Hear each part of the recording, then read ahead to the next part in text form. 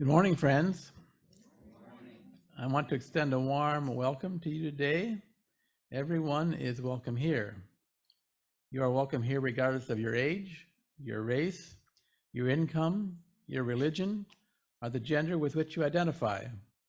You are welcome here regardless of who you love, who you vote for, the regrets that burden you, or the mistakes that you have made. In this safe community, we support each other in the sacred task of becoming, celebrate the transcending mystery of life, and rely on the transforming power of love. Here, we revere the words of the great teachers, such as Jesus, the Buddha, and Confucius. It is, however, the task of every UU to be their own Buddha, their own Jesus, their own Confucius. It is a cornerstone of our religion that each of us is the creator of their own life experience. It is our work as a community to walk with each other along the spiritual pathways that lead towards happiness, compassion, and life fully lived. And while we are a safe harbor where there is solace and healing, we are also a launching pad from which we are propelled into the tumult of life to live courageously, justly, and lovingly. In this sacred place, we create the structures that lift up the downtrodden, set the captives free, and heal the brokenhearted. Here we have learned that to be fully human is to be fully divine, and that with a little help from our friends, we can each tell our own unique story. So today, the topic of the sermon is our service is death and some of the spiritual techniques we use to deal with it. So it's maybe a little heavy. Hopefully we'll be able to lighten up a little bit because lightness does go a long way when talking about death. And we are also going to have a small chat about the Sukkot, which is coming up very shortly. So, and then I have to tell a story that happened to me today. That's not today, but this week. So, 30 years ago, I was appointed to a United Methodist Church, and I got to thinking about one of my old parishioners on Wednesday night, and I thought, what the heck? I'll just give him a call. I remembered the number after 30 years. I remember the number, and I called it up, and he still had a landline, and a female voice answered, and I said, "Could I speak to Bob, please?" Well, it turned out that, and the woman at the end of the line said, "Is this Jim McConnell?" I said, "Yeah, yes, it is." She said, "Well, we've been trying to get a hold of you." Her dad, Bob, is on his deathbed. So I went and visited the next morning and was able to be with him for a little while and say goodbye. But you know, I think about the interdependent web of life and that idea that we have here about that we're all connected. And I wonder, sometimes I think, well, is that just a nice metaphor for we make friends here at the fellowship, or is that a real reality? Are we connected in ways that we don't understand? So some days I go one way and some days I go the other, but today I'm going with we're all connected in ways we don't understand. So Beth, would you like to welcome the... Oh, yes, that's coming up next. Yes, please come forward, and because we are anxious to hear about that.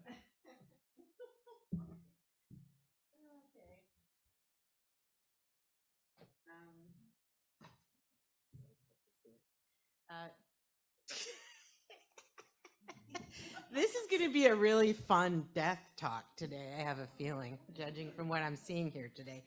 Okay, I just want to follow up. Last week, it was really great to be able to present about the Jewish high holidays. I really appreciated everybody's patience with me.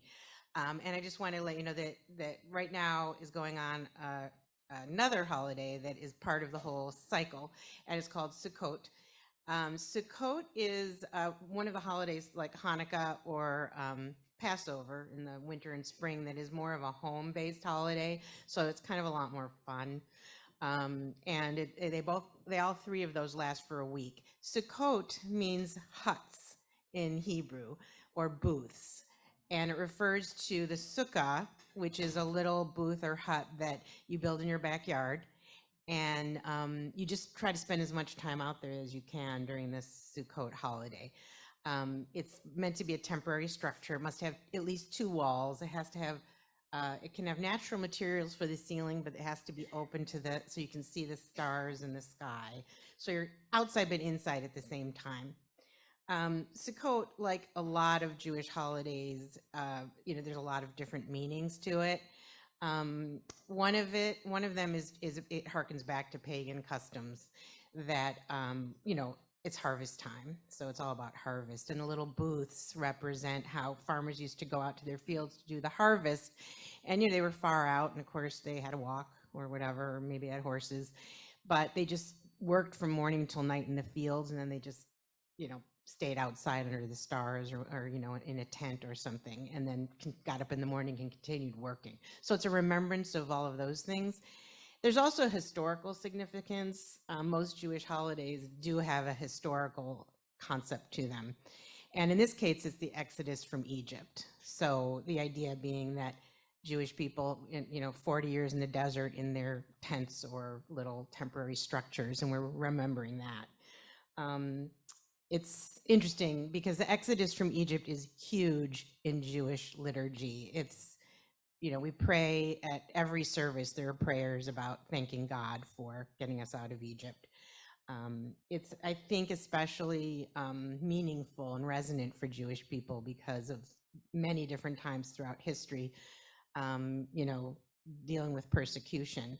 And, for Jewish people, it's like we're persecuted, but we always manage to squeak out and survive somehow. So we always want to say those prayers reminding us that we have to be so thankful and so hopeful about everything to come, no matter what's happened to us. One of my favorite little Jewish sayings is about all the holidays is we were, how does that go again? Oh yeah, they came to get us. We survived. Let's eat. So that pretty much covers it. We have a sukkah in our backyard. I put my address on a card out there, and you're all invited to come after the service. Just hang out. We'll have food and drink. So hope to see you there. Thanks. Laurie, oh, I forgot. I was winging it today. Yeah, so this is also Jewish ritual. There's always ritual objects, and this is the lulav, which is a palm frond, myrtle branch, and a willow branch. And this is an etrog, which is obviously a citrus fruit.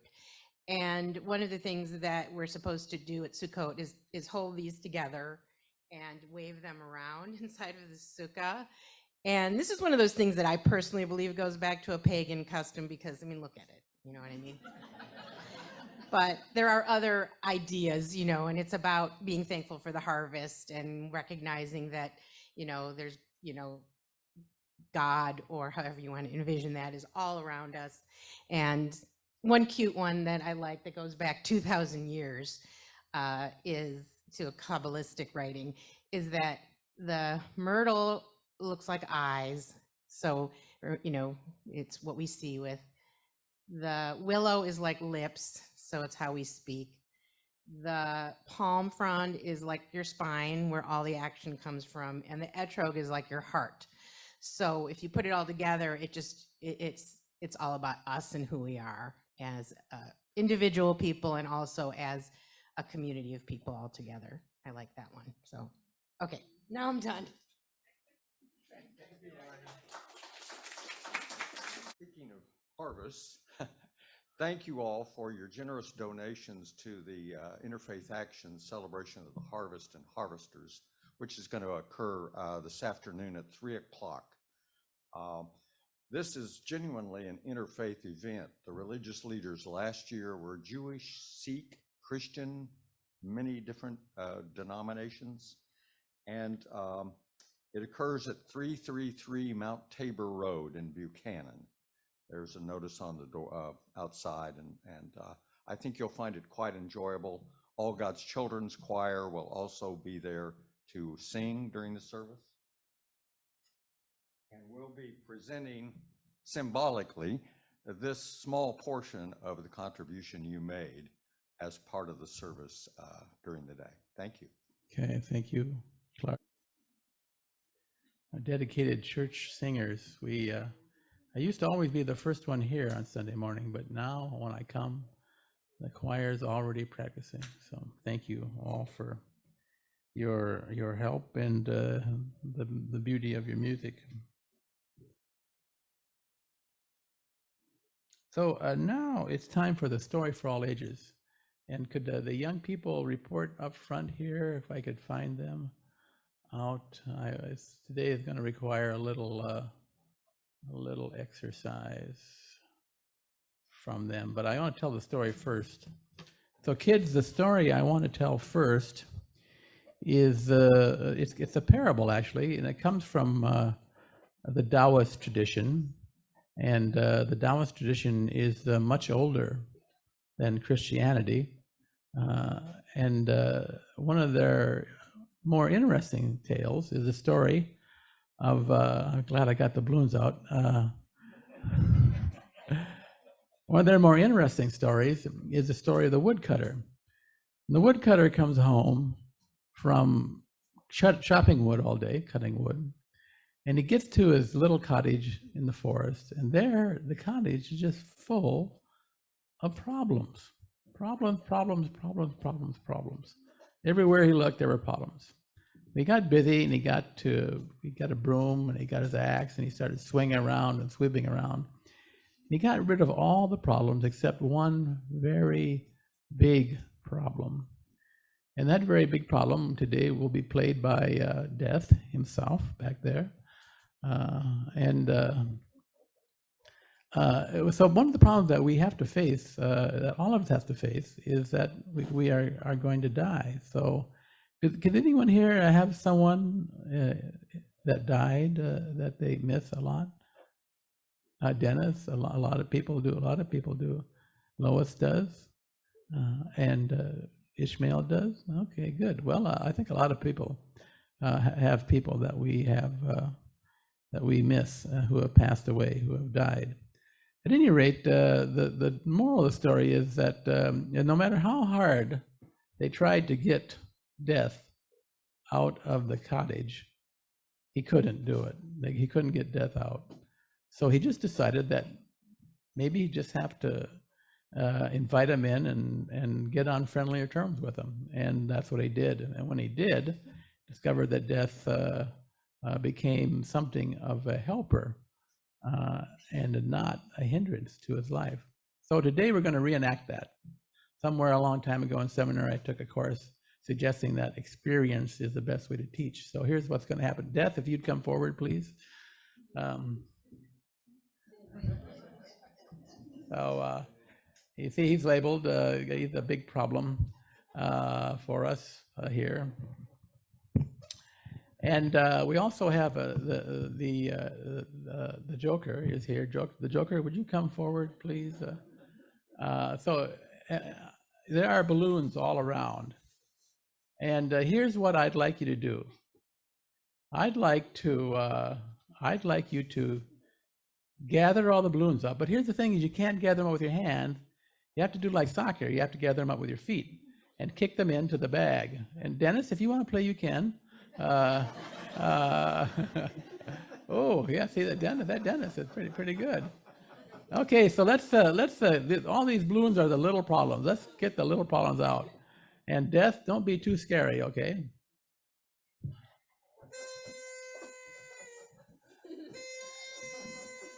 If you found a blower on your, please feel free to blow every time a problem goes.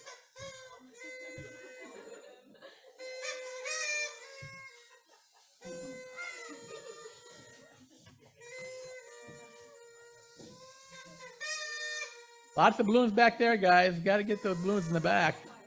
Yeah.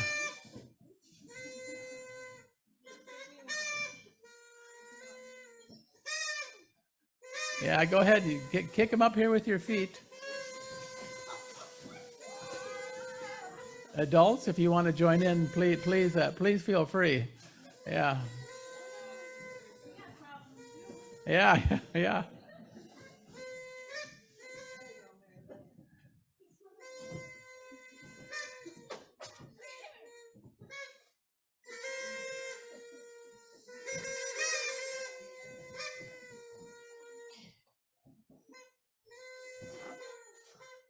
Okay, I see the balloon, the problem hurting is working out. So it seems to be a basic truth of life that if you face up to your problems, you will conquer them. Although death sometimes is a little more difficult. Oh, look what death did. Oh, man. Who thinks that death sucks? Okay.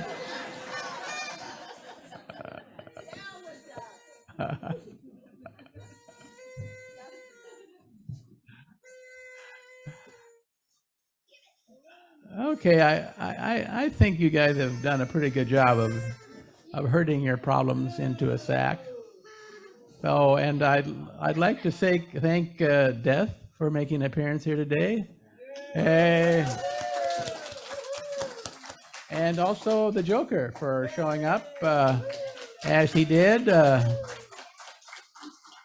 So yeah, have a seat, Jim. You feel free to keep the plastic bag. So.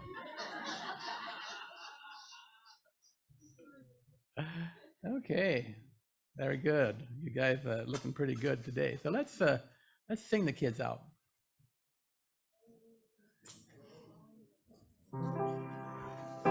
Now in peace, go now in peace. May the spirit of love surround you everywhere, everywhere you may go. Perfect. Okay. What a beautiful, beautiful bunch of children. How lovely they are. So now we have Audrey and Dennis and Hunter are going to share with us 2 to 3 minutes of their reflections on their own death, which is a big thing to reflect on. So we'll just start with Audrey and Dennis and Hunter, and I'll just let you guys take it as it comes.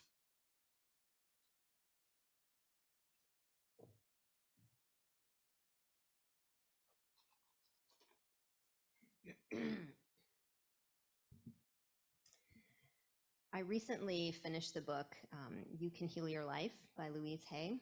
And in the afterword, she describes some of the things that have piqued her interest since turning 80 years old. She remained very active and curious and joyful throughout most of her life, and I imagine right up until her death. But in the list of things she explored into her 80s, she said, "One of the next subjects I would like to teach is how to make dying a joyful experience. We have so many negative beliefs about death, yet it's a normal and natural process. We're all born and we all die. Why are we so frightened of death? We weren't frightened to be born.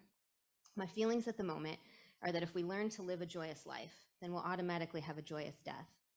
She wrote this in 2007 and then died 10 years later. And while I haven't yet had a chance to explore what she may have discovered about a joyful death, it's an idea that fills me with hope. I also recently listened to a podcast interview with Isabel Allende, the Chilean-American 80-year-old novelist, where she shares some ideas on aging and death. And in the interview, she shares about the experience of holding her mother in her arms as she was dying. And her mother said to her, "Am I dying?" And Isabel said, "Yes, Mama, you are dying. Are you afraid?" And her mom said, "No, I am not afraid. I am curious and I am content. And I hope that I, at my death, will feel curious and content." For me, am I afraid? Of being in pain, perhaps, but not necessarily of where I'm going afterward. I think we simply go back to where we were before we were born. And then in that same interview, Isabel shares about how her daughter, Paula, died at home in her arms. And at the moment of her death, there was this sacred stillness in the room, something magical and mysterious that you could feel. And then several months after that, she got to witness the birth of her granddaughter. And shortly after the baby was born, she held her in her arms and said she felt that same sacred stillness, that tangible feeling of witnessing a soul transitioning between worlds. She looked in her granddaughter's face and said to her, tell me how it is before you forget. Like that feeling that she was coming from the same place that her daughter Paula was going to. And I loved that because I was like, oh, someone else has had that same idea. Like, I'm not alone. There must be something to that. And when I make the connection between death and birth, I'm a little less afraid of the pain because I've birthed 3 babies of my own. And childbirth is one of the most painful and intense experiences that I've ever known. And there are moments when you think you're going to die and you can't make it through, but then you do, and all of a sudden you're on the other side and you're just in awe that you did it.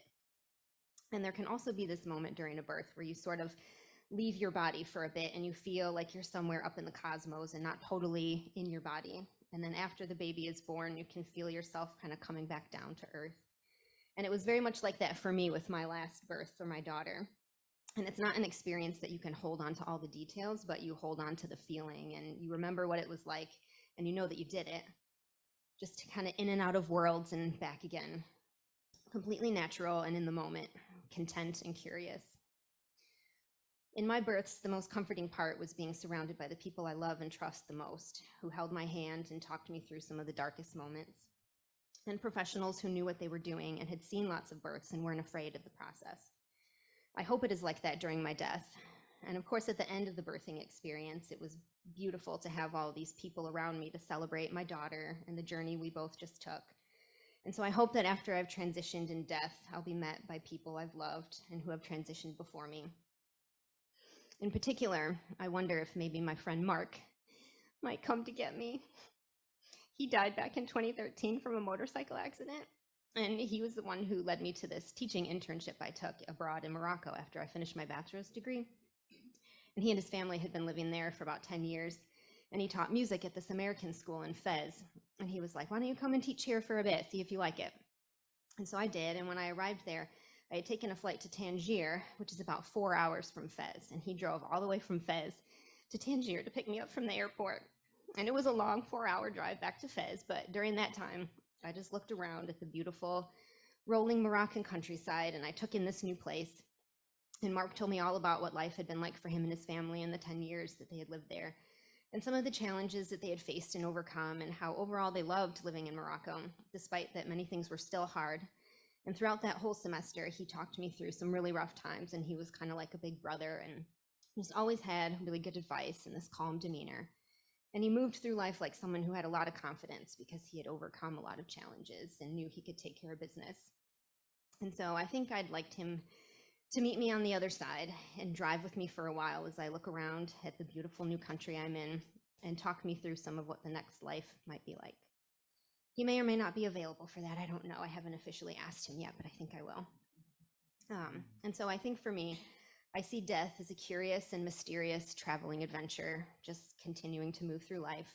And so I will end with one of my favorite quotes from one of the most interesting people in the literary world. To the well-organized mind, death is but the next great adventure. That's Albus Dumbledore, former headmaster of Hogwarts School of Witchcraft and Wizardry.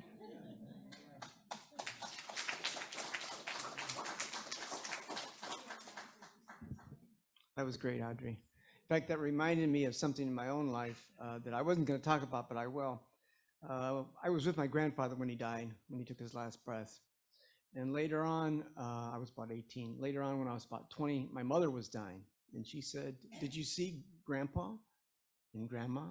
They were just here. And I thought to myself, well, Grandma died a year ago. Grandpa died 2 years ago. And she said, they told me not to fear death. And it turned out that grandmother had also said that. One of her relatives. Now, I don't know if that's just an illusion or it really happened. Who knows? We don't really know. In my own life, years ago, I was in Chicago. I was taking training on a laser alignment procedure, and I expressed a desire to come back that evening and work in the lab to work on the laser alignments more. And they said, oh, you can't do that. I said, well, why not? They said, well, you might get hurt. I said, I don't get hurt. So you might die.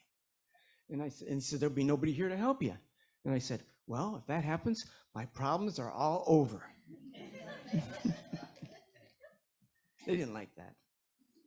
Years ago, the Buff Book Club wrote a book called Being Mortal by Atul Gawande.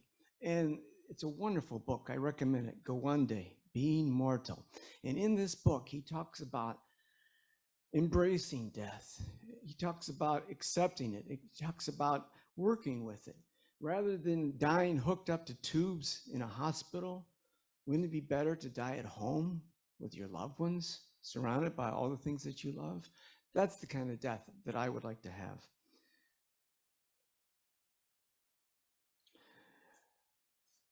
Live as if every moment might be the last one. I try to do that every day, and that makes everything special, even going to the dentist.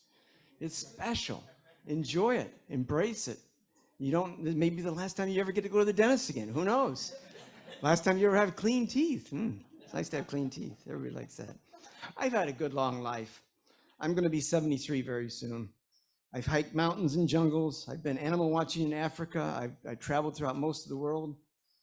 I can't complain too much. If I complain too much, Ellen reminds me. So all I can say is live every life, live every day to its fullness. Just get everything you can out of that moment, and you need not fear death.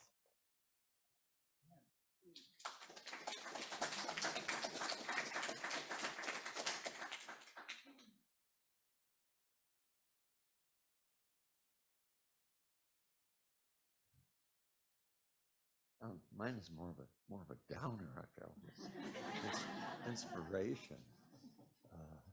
My mother had that kind of death. She was 101, and she was in hospice. And she said to all of us, "I'm comfortable. I'm happy." She went around the circle and said something personal to each one of us. When we would visit her,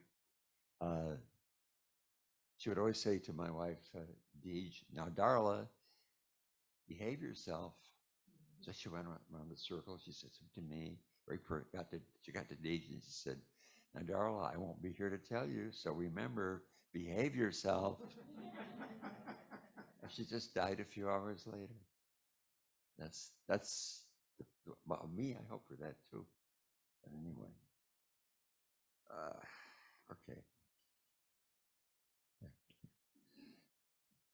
The day was so hot that our 6th grade classroom windows were flung wide open. I sat next to the windows. A pigeon flew in and landed on my head. I placed her on my chest to pet her. Her name was Hoo-Hoo. She was my love. Hoo-Hoo lived in an outbuilding where she laid eggs that never hatched. One day she was attacked by a cat that tore out her tail feathers. She could fly, but not stop. She flew into the reflecting glass of a window in our house and broke her neck. We buried her in our pet cemetery with flowers and a ceremony. It was hard for me to cry. I don't do grief well, but the loss was deep. That's part one. I think for me, thoughts of death are thoughts which I project how I miss people. I think more of the sorrow that people will feel when I'm gone more than my own experience. Part two, they talk about the denial of death. I don't think of death directly very often, like today, but when I look at our life, my God, I think of death very often. Shall I buy one of those pretty shirts in the catalog? No, I look at the shirts in my closet, and they're most frayed at the cuffs and the neck, sort of like me, and stained in the pocket. I conclude only these shirts will last me for the rest of my life, way beyond I die. No need for a new one. I have an idea for another book, a good idea, but don't even start. You could never finish it before you die. And oh my God, coming up on 88, I better keep praying on the current one. And you think that about, should we get another dog? Should we do this? Should we do that? Right? Because that death it's kind of an endpoint that's there all the time. Okay. 3. It goes without saying that I don't believe in the old story of sin, salvation, heaven, and hell. Personally, I prefer the vague idea of going to the West, which is the direction that signifies wisdom to Native Americans. After all, my wife is Native American, and I've taken part in hundreds of sweat lodges and other ceremonies. I hope for an ethical burial or cremation. I hope for a ceremony that includes the 4 directions, some sage, and people telling stories on me like an Irish wife. Where did I write that? So,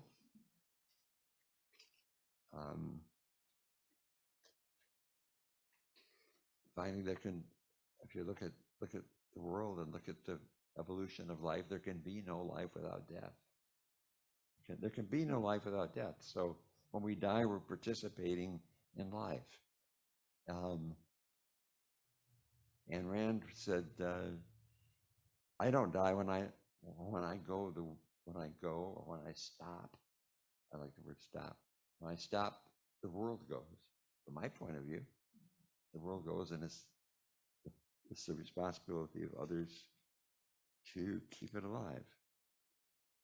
So when life pulls my tail feathers out, I hope that I leave some love behind for those who miss me, and perhaps some kind of energy that can only be understood by quantum physicists.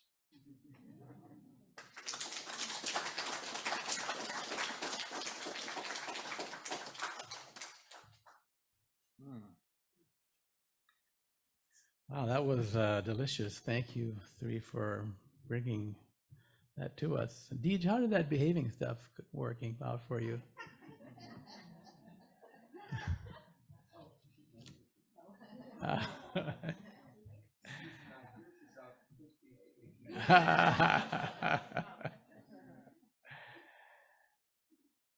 So,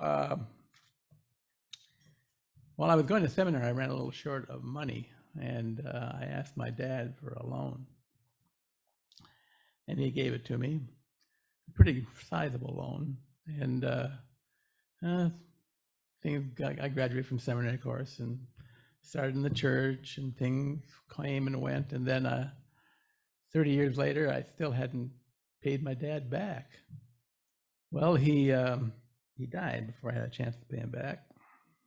He never asked for the money back, but so I wrote a check and slipped it in the coffin at the viewing.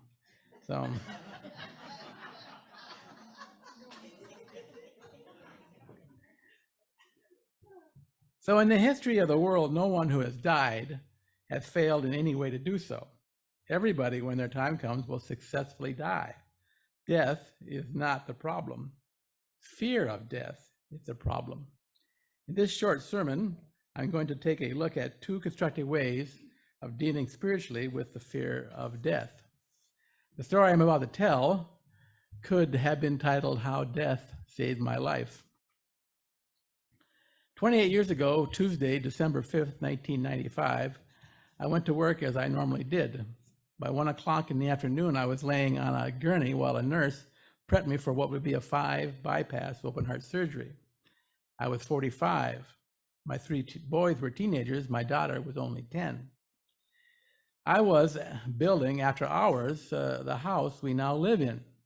Life was wretched, unmanageable, stressful, and was through the roof crazy sometimes. Further, some of my superiors in the church thought that I was an irredeemable heretic.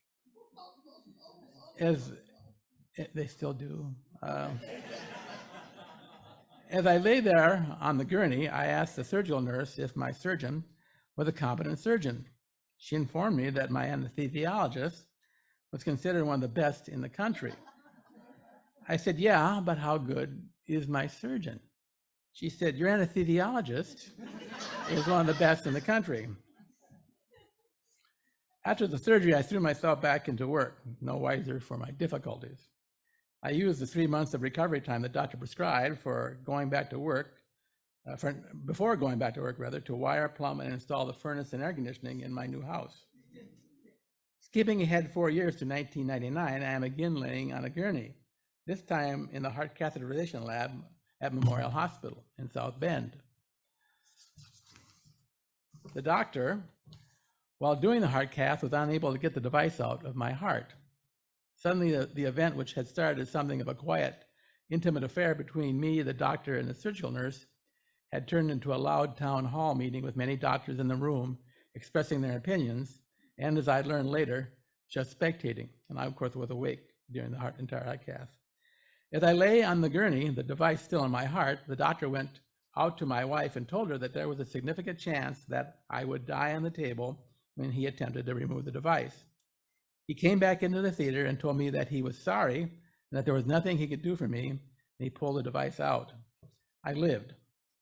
But 4 of my 5 bypasses were plugged. After the procedure, the doctor told my wife, but not me, that my heart was so plugged up and my disease so aggressive that he did not expect me to live very long, a year or 2 at the most. The doctor, of his own accord, offered to do the necessary paperwork for me to apply for Social Security disability. This is when I began to worry. I think it is the worry that saved me. I was worrying so much that I decided to make some mind-heart space for it. I got the idea from the woodcutter's parable, which you guys heard from Taoism. So I worried with intention, a little bit every day. I imagined missing all the important events in my kids' lives. I imagined my wife becoming a widow. I imagined never knowing my grandchildren. I imagined laying on my deathbed as I had seen others do so many times. I imagined my wife wiping drool from my chin and changing my catheter bag and diaper. I imagined her praying that I would end the family's agony and just die. I imagined drifting into death so heavily sedated that I had no final words. I imagined my young family watching as my coffin was lowered into the ground, and after the funeral, there never being enough money for Patty and the kids to adequately engage life. I imagined Patty meeting someone new to replace me. Would that person treat her and the kids well? Would they live in the house I had just built? I called my daily sessions of worry, inviting death in for a cup of tea. I heard one way I'd call it transcendental meta-worry. My 2-year expiration date came and went. I did not go into disability. I never missed a day of work. I learned to take long, reflective walks. I eventually felt good enough to mow the lawn, and in time, the chest pain stopped entirely. As months turned into years, I observed that I was much less easily moved to anger and much more likely to cut others some slack, and often experienced moments of joy and deep gratitude. I began to see life as a real gift, and I accepted the fact that I was indeed an irredeemable heretic. Eventually, death and I became chummy enough that I let the meditation go, and now will remind myself when the stress levels are high and my homemade salvation project is slipping its icy claws into my heart that I am going to die. My mood lightens immediately. A couple of months ago, I had my yearly checkup with my heart doctor, the same one who did the heart cath all those years ago. He said while looking at my charts, "I'm always surprised to see that you are alive." He informed me that I was in second place for being his longest running patient. I told him I was expecting to eventually take the first place and was hoping for an invitation to his retirement party. It turns out that inviting death in for a cup of tea is very close to a thousands of year old Buddhist death sutra. Here is some advice derived from the sutra by the Buddhist monk Thich Nhat Hanh. How many people are here familiar with Thich Nhat Hanh? Quite a few of us, probably maybe 15 or 20. Okay, good. So these are his words. Be mindful of your corpse. Meditate on the decomposition of your body, how your body bloats and turns violet, how it is eaten by worms until only bits of blood and flesh still cling to the bones. Meditate to the point where only white bones remain, which in turn are slowly worn away and turn into dust. Meditate on your corpse until you are calm and at peace until your mind and heart are light and tranquil, and a smile appears on your face. Thus, by overcoming revulsion and fear, life will be seen as infinitely precious, every second of it worth living. A second and much less difficult technique for dealing with death is looking deeply into philosophy and religion and developing or adopting as your own a metaphysics of death. My favorite philosophy has its roots in Hinduism. In the second chapter of the Bhagavad Gita, two great armies are assembled to do battle with each other. One of the armies is led by Prince Arjuna. His charioteer is Lord Krishna himself. Arjuna's knees are weak and his stomach is queasy. He looks across the battle lines and sees people he knows there, even some of his own relatives. He wants to call the whole thing off. Krishna encourages him to fling himself into battle. He tells Arjuna, and I am paraphrasing heavily here, that he is not just a life, but life itself, and that right now for him, in this life, a manifestation of the life, he must do his duty and press on into battle. Krishna's advice is, I think, very good. There are no well-defined pat answers to the big questions of life, like who am I? What is the universe? What should I be doing with my life? Further, some of us suspect that the gods our ancestors prayed to are constructions of the human mind. The other thing in the universe is that there are creatures like us who are aware of our own deaths and have so little solid ground on which to stand. The best you can really hope for is to valiantly forge ahead and extract from your own depths the paths of life you must follow to really live. The human situation is crippling, yet there is no time for timidity. Embrace your life, all of it, the darkness and the light, the beauty and the terror. Throw yourself into the fray. Do the best you can with what you have. Live a life worth living and love a life worth loving. And when the time comes, you'll be able to lay yourself down knowing that you have really, really lived.